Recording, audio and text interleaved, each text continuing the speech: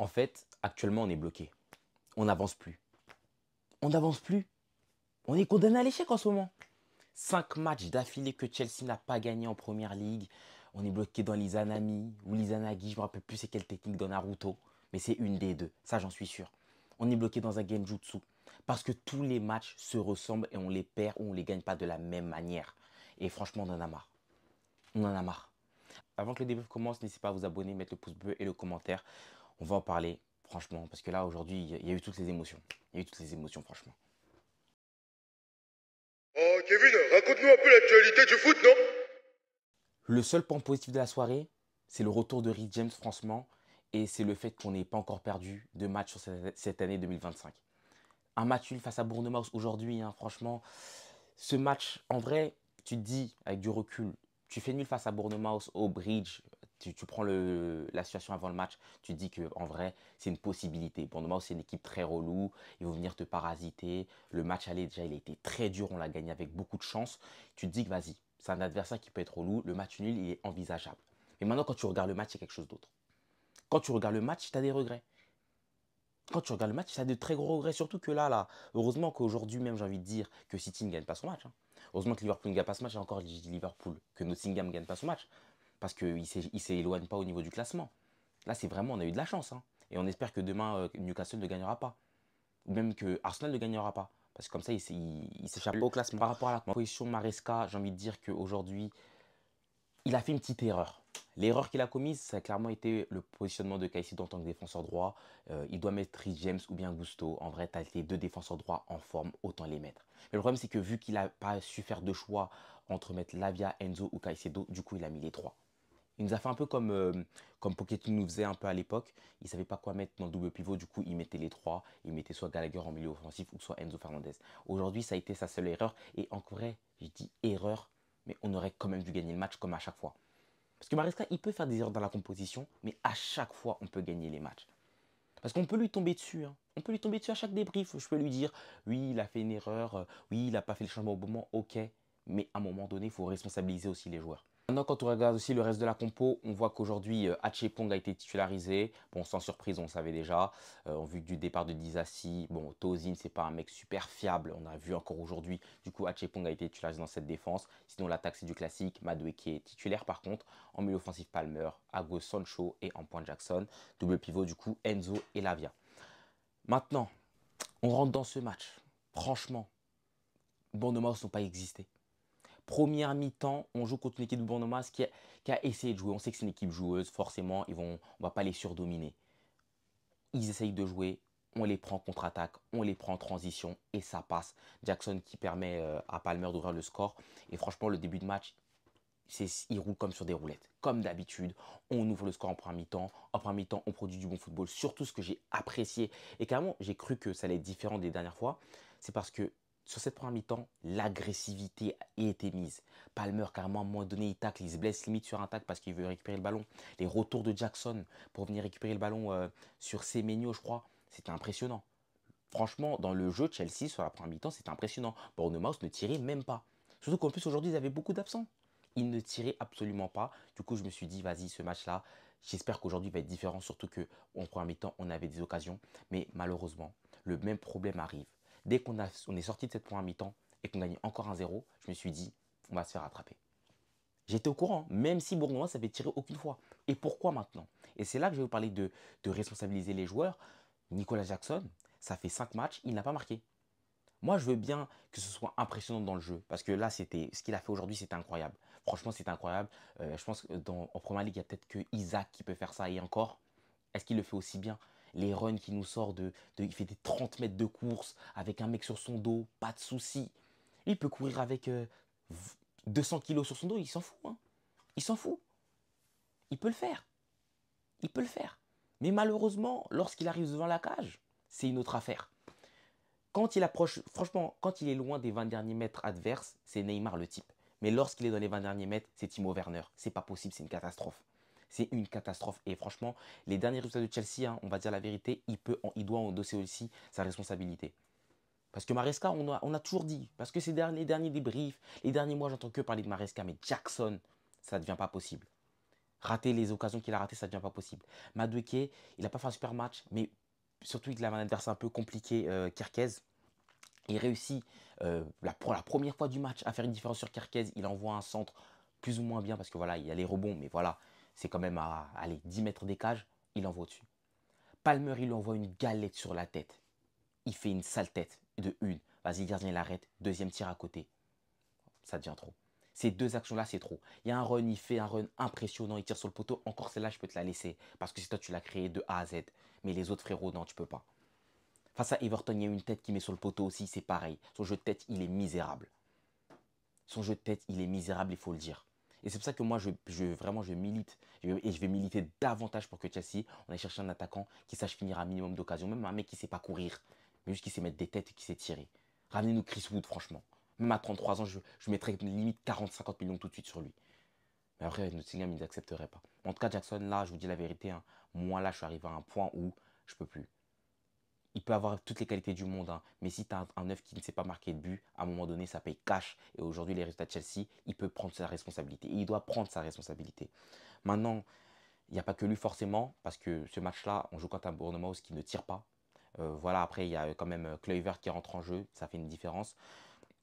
On se prend un but, franchement, et moi, je l'attendais, parce que dans ce match-là, défensivement, on a vu que malgré le fait que les adversaires n'étaient pas très bons offensivement, il y avait des joueurs qui étaient en difficulté défensif.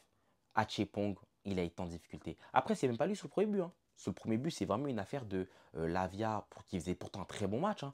Lavia qui va perdre un ballon à la suite de ça, Caicedo, du coup, qui va faire une mauvaise intervention sur Semenyo et qui va causer un penalty. Et ça, l'erreur, enfin, limite, là, ça fait quoi? Ça fait 3 matchs d'affilée qu'on fait des erreurs.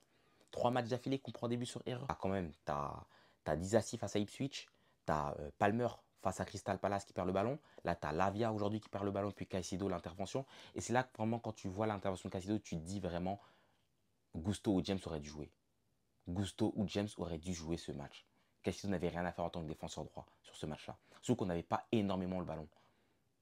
C'est ça en fait. Et là, clairement, on prend un mi-temps, il avait fait une intervention de limite kamikaze à un moment. Il saute sur un joueur comme ça. Et je m'étais dit, franchement, en défenseur droit, c'est léger. Genre, aujourd'hui, c'était peut-être pas la bonne solution. Encore quand tu joues contre une équipe vraiment, tu sais qu'ils vont jouer bloc bas, tu vas les acculer. Ça peut être une solution, mais là, franchement, Caicedo, c'était pas la bonne solution du tout en tant que défenseur droit. Et ça, c'est l'erreur de Maresca aujourd'hui. Moi, aujourd'hui, j'ai envie de lui mettre comme seule erreur ça, hein. Franchement, j'ai envie de mettre ça comme seule erreur. Maintenant, voilà, tu te prends l'égalisation derrière, mais tout le match, tu sens que Pong, il est en difficulté, notamment sur ses relances. Le petit, bon, il essaie de faire des différences avec balle au pied parce que voilà, il sait qu'en termes de passe, c'est pas fou. Et malgré ça, Semenyo, à chaque fois, il la met en énorme difficulté. Après, Semenyo, c'est un très bon joueur qui a fait un énorme match. Mais Pong, c'est encore très léger. Mais j'ai même pas envie de lui jeter la pierre parce qu'il est jeune. Et quand son remplaçant rentre, c'est pire. Tozin, 26 ans. Il rentre, c'est encore pire qu'Achepong. On doit faire quoi en fait au final? Mettez 200 millions d'euros sur un défenseur tout de suite là. Franchement là, je suis prêt à même acheter, je sais pas qui, mais trouver une solution. C'est plus possible. La défense là, c'est plus possible. Fofana, on ne sait pas quand est-ce qu'il va revenir. Là, c'est plus possible. On ne peut pas jouer la saison comme ça. Quand lui limite aujourd'hui s'est blessé, j'étais super inquiet. Je priais pour qu'on finisse pas le match avec une défense Hachepong Tozin. Franchement, je priais pour ça. Voilà, après, comme j'ai dit, le deuxième but, il vient du coup sur Semenyo qui vient fixer à Chepong, il vient lui frapper, je vais pas lui dunker dessus limite, mais il frappe, voilà, il frappe imparable, pas imparable, mais voilà, une frappe très bien placée, Sanchez qui l'arrête pas.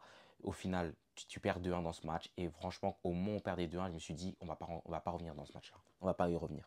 C'est fini. On a déjà vu ce scénario, j'ai déjà joué à ce jeu, comme il dit le mec dans Speed Game. J'ai déjà participé à ces jeux avant! J'ai déjà joué à ces jeux avant vous! On a déjà vu ça plein de fois. Et là, franchement, si ce match-là, James ne rentre pas, le match, il est condamné. Et franchement, je trouve que c'est symbolique même le fait que James, que ce soit lui qui égalise.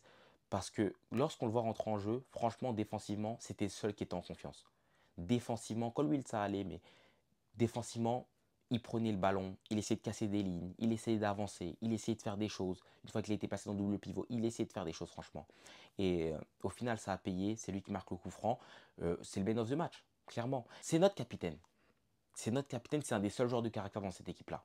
Parce qu'il nous faut des joueurs de caractère, des joueurs qui sont capables de te relever dans des moments difficiles. Et James, aujourd'hui, il a endossé ce rôle-là.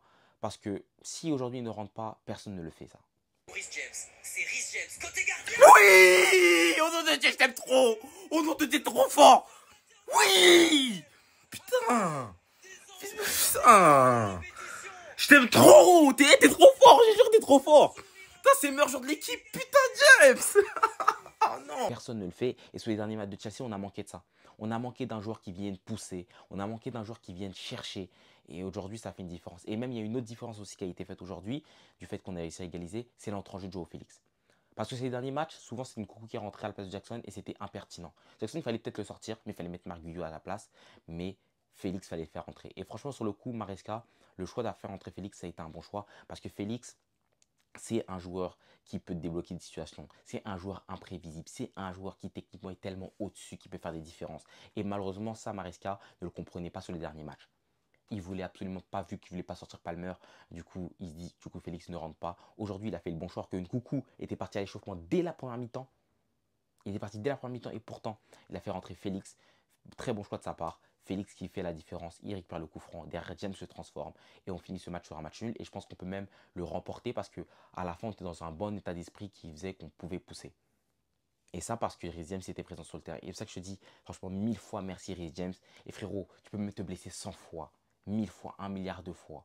Tu peux même ramener une maladie, un nouveau Covid dans le club à Chelsea. Crois-moi, tu vas toujours rester et personne ne va te bouger de là.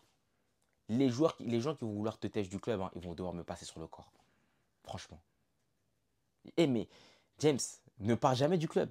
Ton tatouage, la Never Give Up, là. C'est pas pour de faux, hein. Putain. Eh mais c'est incroyable. James, franchement.